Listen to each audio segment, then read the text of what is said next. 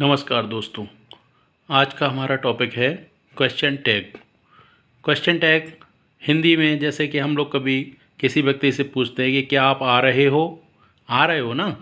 इसी प्रकार से इंग्लिश में बात करने के लिए हमें क्वेश्चन टैग की ज़रूरत पड़ती है। क्वेश्चन टैग एक प्रकार से कन्फर्मेशन होता है। इसके लिए कुछ रूल्स हैं।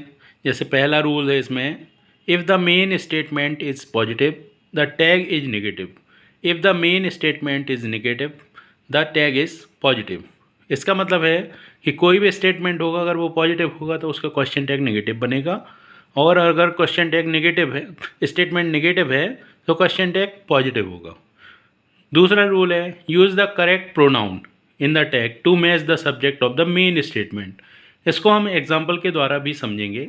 यहाँ पर जैसे कि एग्जाम्पल में दिया गया है, he is ready, isn't he.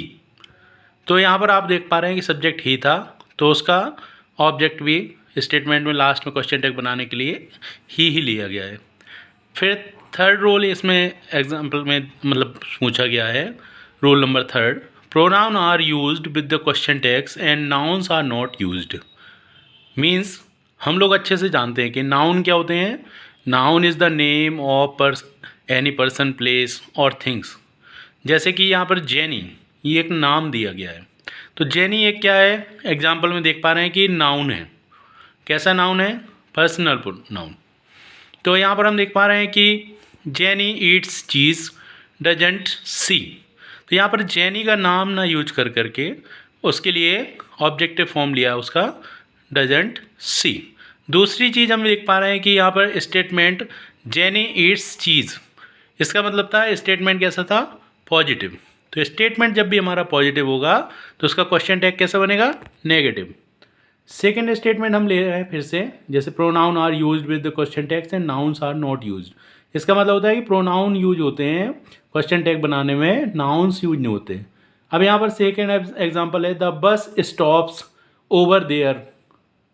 इसका क्वेश्चन टैग बना इजंट इट। मतलब यहाँ पर हम देख पा रहे हैं जो बस है वो एक नाउन है, और स्टेटमेंट कैसा है? बस स्टॉप्स ओवर देयर। मतलब यहाँ पर स्टेटमेंट भी हमारा पॉजिटिव है। तो जब भी हम कभी देखते हैं कि स्टेटमेंट हमारा पॉजिटिव है तो उसका क्वेश्चन टैग कैसा बनेगा? नेगेटिव। एंड दूसरा है कि बस जो नाउन है, तो नाउन का प्रोनाउन फॉर्म यूज होगा। तो यहाँ पर हम बहुत अच्छे से समझ पा रहे हैं कि प्रोनाउन हमारे लिए कितने महत्वपूर्ण हैं, ये हमें याद रखना पड़ेंगे। जैसे गर्ल्स के लिए प्रोनाउंस सी होता है, बॉयज़ के लिए प्रोनाउन ही होता है, एंड वस्तुओं के लिए, ऑब्जेक्टिव के लिए प्रोनाउन इट होता है, निर्जीव वस्तुओं के लिए। अगर हम लोग हैं तो उसके लिए वी के लिए अस होता है, और अगर वे लोग हैं दे, तो दे के लिए देम होता है। और इस प्रकार से हमें बहुत सारे प्रोनाउन भी याद करने पड़ेंगे, जो कि हम नेक्स्ट क्लास में देखेंगे। धन्यवाद।